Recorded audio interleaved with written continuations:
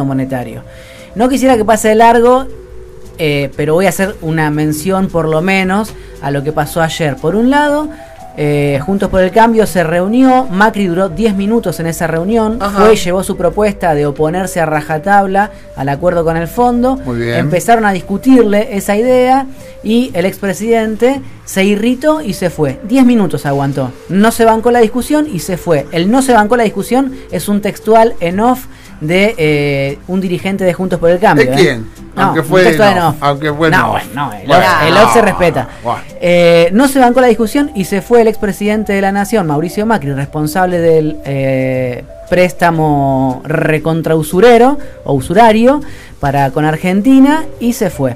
En el caso del oficialismo, en el Frente de Todos, Sergio Massa fue uno de los que organizó una reunión de sorpresa, diríamos, del ministro de Economía con los diputados oficialistas. Muchos incluso iban llegando a Buenos Aires desde sus provincias de origen para, digamos, apropicuarse acá y iniciar la agenda de actividades parlamentarias esta semana, y se encontraban al llegar a Aeroparque o por donde fuera que ingresaran a la ciudad de Buenos Aires con que había una convocatoria medio de urgencia, medio de sorpresa, a una reunión con el ministro de Economía, ¿sí?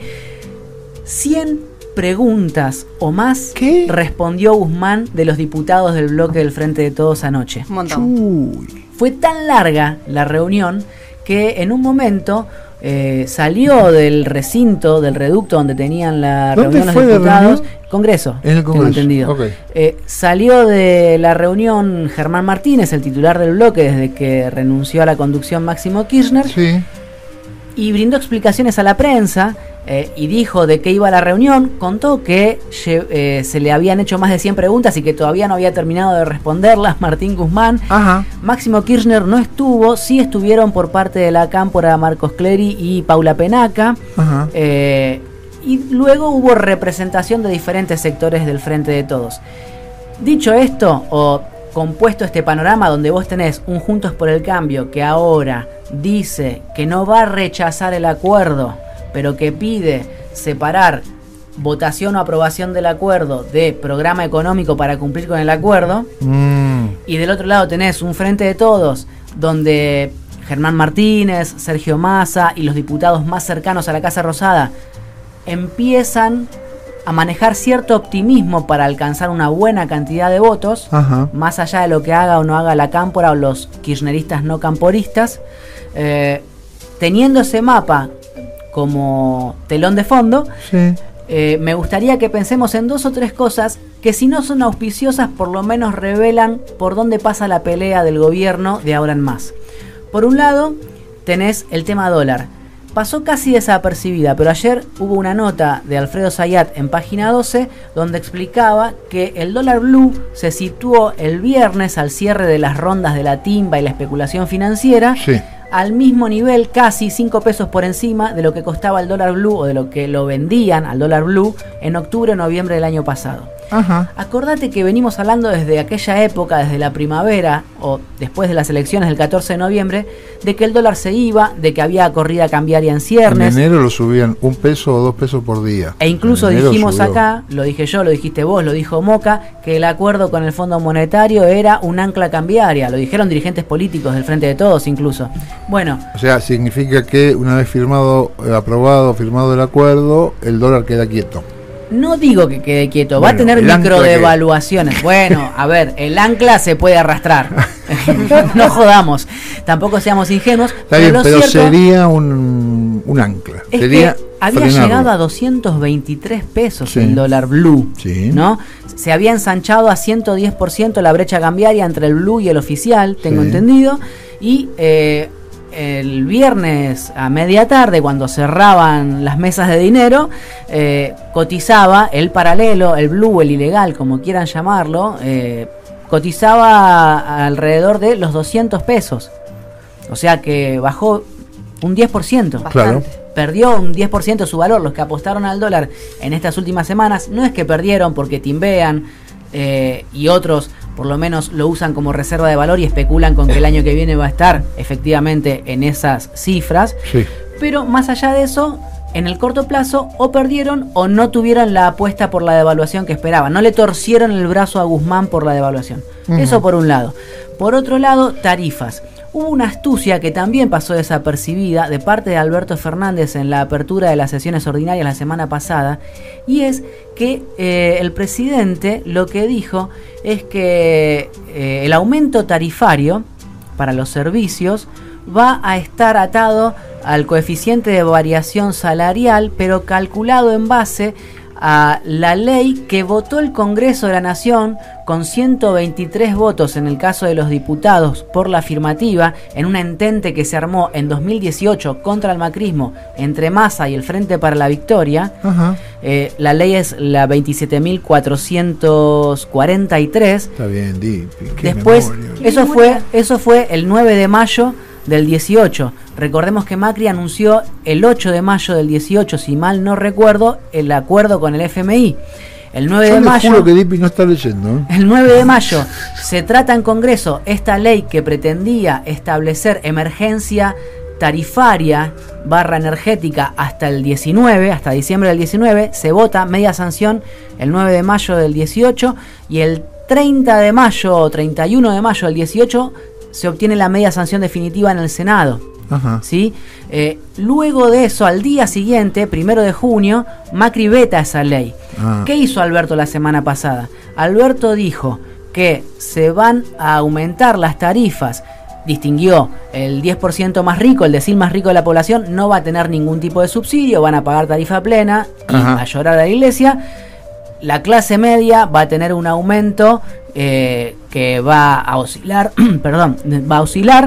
sí, por encima del 40%, y los sectores que gozan de tarifa social, porque son los sectores populares o los más postergados, van a seguir teniendo eso y van a tener que afrontar un aumento del 20%, que es lo que estipulaba esa ley del 2018, votada por Unidad Ciudadana y Massa, sí, contra el macrismo, y que Macri vetó, de modo tal que hay una astucia de Alberto Fernández para decir: esto no es un tarifazo, el kirchnerismo apoyó esto, mal puede ser ahora un tarifazo aquello que era bandera plebeya hace 4 años. Perfecto. Entonces, eso pasó desapercibido porque todos estamos discutiendo la letra chica del acuerdo con el fondo, las tensiones internas en el frente de todos, pero eso lo hizo Alberto Fernández con sagacidad y me parece que a mediano plazo puede llegar a rendir sus frutos. Y yo apelo acá a los oyentes. Yo pienso que tal vez, por ejemplo, Laura de Azul nos puede decir cuánto paga ella o cuánto pagaba de tarifas, porque es probable que vos y yo, Miri y Marce, digamos, estemos quitando guita a Laura de Azul, que Laura de Azul, digamos, subsidie la tarifa que nosotros pagamos. ¿Por qué pensás eso? Porque en el interior de la provincia de Buenos Aires hay lugares donde se pagan tarifas muchísimo más caros que lo que pagamos en Capital y el área metropolitana en general.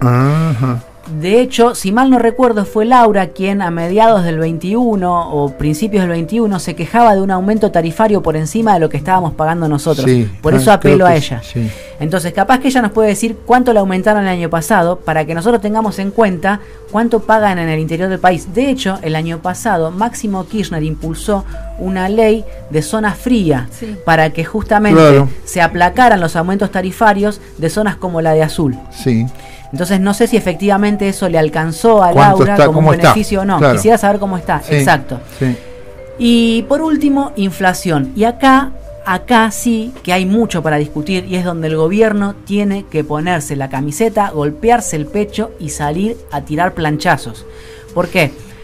Bueno. La semana pasada te dije que hasta Daniel Arroyo, que no es un tipo demasiado enfático, reclamó la aplicación de un plan antiinflacionario. Sí. Roberto Feletti, que es secretario de Comercio, yo te contaba la semana pasada que está diciendo que no alcanza con lo que se está haciendo y hay que aumentar retenciones, pero que del otro lado le contestan o se ponen a hacer topetazos entre Julián Domínguez y Culfas, claro, contra esa idea. No quieren retención. Y encima dicen que Alberto no las quiere. Hay que ver qué pasa. Feletti hoy habló públicamente y dijo que él no quiere inmiscuirse en atribuciones que le competen a otras áreas del gobierno, quiere ser respetuoso, pero dijo que no alcanza con el fideicomiso del trigo, dado el contexto internacional. ¿Por qué? porque hay especulación de parte de los agroexportadores de que van a poder vender mucho más caro el trigo. Obvio. A raíz de que Rusia y Ucrania son los principales exportadores del mundo, juntos son los principales exportadores del mundo. Argentina no le va a la saga, está en el 6º puesto, si mal no recuerdo, quizá algún oyente me puede corregir, pero lo cierto es que los agroexportadores argentinos ven con buenos ojos lo que pasa en Ucrania y Rusia, no por el desastre humanitario, sino por las chances económicas que les da ese enfrentamiento bélico. Sí. Entonces dice Feletti, no alcanza con el fideicomiso del trigo, eso por un lado, y por otro lado, la inflación que proyecta el Fondo Monetario, y acá sí hay que pelearla y mucho, acá sí se necesita de movilización en la calle, de organización popular, de discusión política intensa.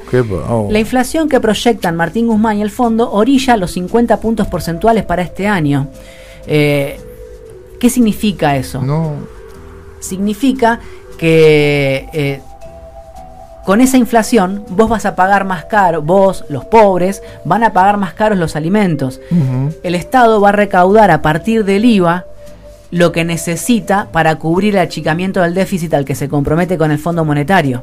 ¿Cómo entonces que nos conviene tener el 50% de inflación para estar no mejor es que nos con convenga, el Fondo Monetario? No es que nos convenga, porque si vos agarrás a la Cámpora, al kirchnerismo duro, a Hugo Yasky, a Omar Plaini, a distintos actores de la política local, te van a decir que es necesario subir retenciones, como Feletti no quiere admitir, pero dice que lo quiere hacer, y también hay que hacer o establecer el aporte solidario no como un hecho extraordinario, sino como algo permanente mientras duren estas crisis. Porque si no estamos juntando plata con los impuestos del pan que se va a ir a 500 pesos el kilo. Porque si no, con lo que vos pagues de IVA por un pan más caro, vas a financiar el achicamiento del déficit. Y estaríamos pagando al que se compromete Guzmán con el FMI.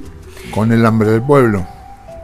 Sí, o con un ataque al bolsillo de los laburantes, ponele. Entonces, para que no se dé un ataque al bolsillo de los laburantes, para que los acuerdos de precio rijan con efectividad, para que los frigoríficos no especulen con el precio de la carne, para que los agroexportadores de trigo no nos jodan con lo que cotiza en la bolsa de Chicago, la tonelada de harina, bueno, entonces es necesario que también discutamos que haya algún tipo de rediseño del esquema tributario argentino. Y si no podemos transformar el esquema tributario argentino porque no da la correlación de fuerzas tan mentada desde que asumió Alberto Fernández, hay que encontrarle la vuelta para que justamente el achicamiento del déficit no se suplante solamente con lo que aportamos todos con el IVA. Y sobre todo los más pobres, no digo vos y yo, los pobres. Cambiemos la derecha, etcétera, lo que más los preocupa, y yo creo que se han armado para que no ocurra nada de esto, para que no le suban impuestos a lo que más tienen. Ese es el interés